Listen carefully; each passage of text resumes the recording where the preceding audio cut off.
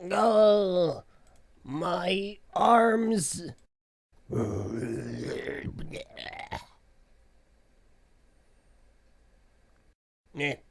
Close enough.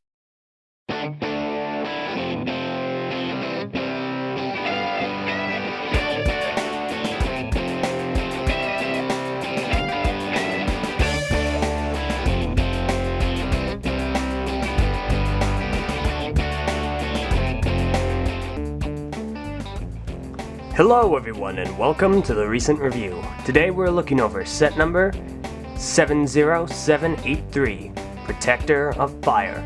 Set contains approximately 63 pieces. Time of release was about $10. It was released in early 2015. Oh boy, this guy is a smidge bit controversial, but what isn't nowadays, am I right? But before we get into the actual review, trinkets and all, we have to go over the least enjoyable part of a review, the box. Protective Fire, Skull Spider, don't eat the pieces. Back of the box, mask, function, combination model, gone. And back to Protector Fire. So, as you can see here, he's small and he's red and orange. Comes with one trinket, and that is a spring green, summer green, bright green. It's a very pale green Skull Spider. Looks very menacing, and the green actually really works for it. It looks very out of this world, alien, and I like that. And it can clip on via the standard attachment, via the clip system, and we'll get to that in a moment. First, Protector Fire. As you can see here, he's very vibrant, as are most of the sets from this year, which is really great to see. But how does he hold up? Well, let's find out right now by going over the pros. Pros right off the bat would be a consistent color scheme, for the most part. His color scheme is comprised of silver, matte red, translucent orange, gray, black, and kinda sorta blue. And a little bit of yellow as well in the mask and the fire pieces. More pros some would consider would be his functions. Aside from his standard points of articulation, he has two primary functions. One would be his Gatling gun up here, and when you turn this, you will lose pieces. It fires very effectively. However, it will fire very far, very randomly, very inaccurately, so you will lose those. However, it works very, very well. Secondary function would be at the back of his head. If you press down on the eye stalk, the mask will fly off. Works very well. You are able to then attach the Skull Spider like so. Now, normally the instructions or any other advertisement would advise that you tuck the legs into the head like so, kind of like this. However, that makes it very difficult to get off. And in order to get it off, you press on the back of the eye stalk right here. But I advise just taking it off by hand. It's a lot easier that way. There we go. So those are some pros some people are going to have. Some other pros would be his points of articulation, specifically the standard 3 in the legs, 1 in the head, 1 in his shoulder-mounted cannon, and only 2 in his arms, which is very unfortunate to see.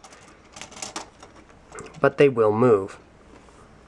Another pro a lot of people are going to have with him would be his torso build. Now, his torso build is not very standard. Him and the Protector of Earth have unique, customized builds, and he has raised shoulders, much different than the Protector of Earth's, who has more of a, I would say, classic build. Classic custom build. You see those parts used very often in mocks that want to have broader shoulders on smaller creations. So a lot of people are going to like that. Obviously, some other things people will like will be the melded fire pieces. They are very pretty in the light, as well as his mask and his eyes, which you can kind of see there. So that covers pretty much all of the pros for the Protector Fire. He's pretty solid for a Protector. However, we're going to quickly get into the cons, because those are fairly important for this set. What makes the set a little bit less worth buying? Right off the bat, you're probably not going to like, if you don't like the functions, you will not like this shoulder-mounted cannon, as it is very inaccurate and you will lose pieces. They include 7 extra. You are still going to lose a bunch. Not to mention, as far as shoulder-mounted cannon is concerned, if you turn it, it will eventually try and work its way up. It is very loose and will often try and do that, so you're going to have to push it in very often. Also, the mask is incredibly loose, it's very wobbly, and it's very easy to knock off and lose. So keep that in mind. If you do not like the functions, you're not going to like that. Another thing people are not going to like is that it is a CCBS build. If you like CCBS, you are going to enjoy this. If you do not like CCBS, you are already going to dislike it. There's nothing I'm going to say that is going to change your mind. That's just a prerequisite. So, that's a con some people will have with this.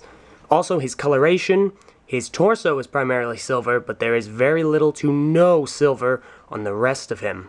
When these could have been red, and that, well, that should have stayed silver. But they did do their best, I suppose. But that is a con some will have.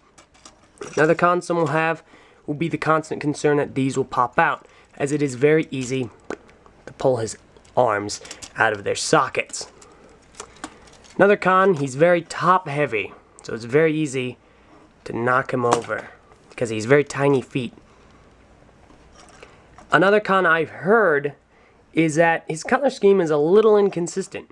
Very similar to the blue pins, which it's kind of obnoxious there and there. Not so much on the arms, but more so on that shoulder-mounted cannon. So I'll bring that up. Some people are not going to like that. But he has translucent orange all over him. But his mask is melded translucent yellow. Something that's only featured on his mask and his fire blades. Now, these colors do not clash or contrast. They actually go very well with the overall set. But some people have had issue with this fact, that it is a different shade of translucent orange. And finally, the major con to this guy is that he doesn't have any elbows. Because he doesn't have any elbows, he has very limited range of articulation in his arms. His weapons are what some would also find to be another con, considering they are incredibly awkward. They fold back like so I guess you could like make punches like that. However, they're very awkwardly placed and awkwardly built. Now, Messinak over here at TTV has offered a solution. It's very simple. Take the fire blade, pull it out, turn it, put it back in. And there you have it. Personally, I do not very often suggest fixes for things, but if you do have an issue, this makes it a lot easier to handle. It actually makes it seem more like a sword. It's not so awkward, and he has a greater range of motion. However, for the stock set, what you're going to get out of box, this is what you are going to get. So he has a limited range of articulation in his arms, limited range of motion, and that is not helped, but in fact hindered by his weapons. So that pretty much covers everything for the Protector of Fire. Should you get him? I don't know, I'll leave that up to you. If you're a completionist, you should probably get him. You will like him. He is overall not the greatest of the Protectors, but all of them are fairly great sets, so you're going to enjoy him no matter what. Unless you do not like the fact that he has very awkward weapons, no elbows, and is comprised of CCBS. So make up your mind. What do you guys think of this set? Do you like him? Is he your favorite Protector? Let us know in the comments below or on the TTV message boards. Thank you all very much for watching, and see you all next time.